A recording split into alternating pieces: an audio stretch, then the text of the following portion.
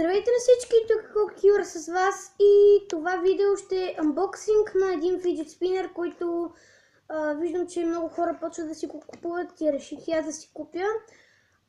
Първо само да кажа, че това видео не е обработвано и ще бъде качено няколко дни след като е снимано. Да, мисля, че малко бъгна камерата, обаче затова много се извинявам. Затова ще купувам камера скоро. Така, и да честитя на всички празнуващи днес, понеже днес е 1 юни, обаче снимам това видео предварително, понеже имам проблеми с интернета, с рутера. И нека започваме. Ето го фиджет спинер. Така, ето така изглежда отпред. Сега нека го анбокснем. Ето това. И виждаме, опа, той изпадна даже.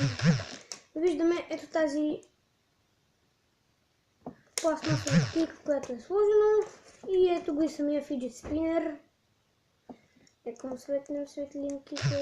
Ето. Вижте как свети. Има и още една функция, сигурно. Понеже много спинери има. Да, ето. Добре. Така, нека ги изключим, да не им падне батерията. Или там с каквото се зареждат. Така, сега ще му махнем светлинките. Ето така изглеждат светлинките. Да.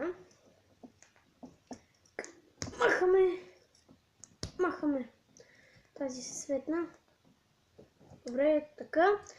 И ето го Gold Spinner. Чисто Gold Spinner. Това всъщност играе ролята на антистрес играчка, обаче всички хора не го използват за това, ами го използват за игра, за да се направят на готини, да се похвалят с нещо. Не знам, честно казано, какво им е толкова интересното. Аз обичам забавно и просто да си го въртите ето така. Между другото ще взема още един спинер, който ще е железен и очаквайте още едно видео, в което ще им разменим лагерите и ще направим един номер, който съм сигурен, че ще ви хареса. Видим пак. Да, така е много лек, понеже хем е пластмасов, хем махнахме и светлинките, които са всъщност ето такива. Това си е като мини фенерчета, нещо такова. Сега нека пак ги сложим, за да изглежда все пак прилично.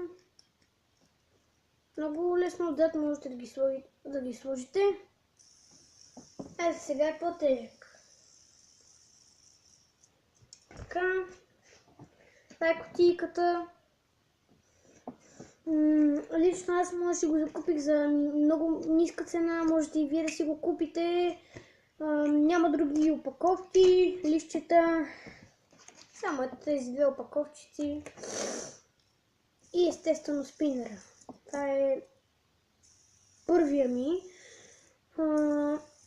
и много се радвам за това. До тук мисля да приключвам с това видео, надявам се да ви е харесало.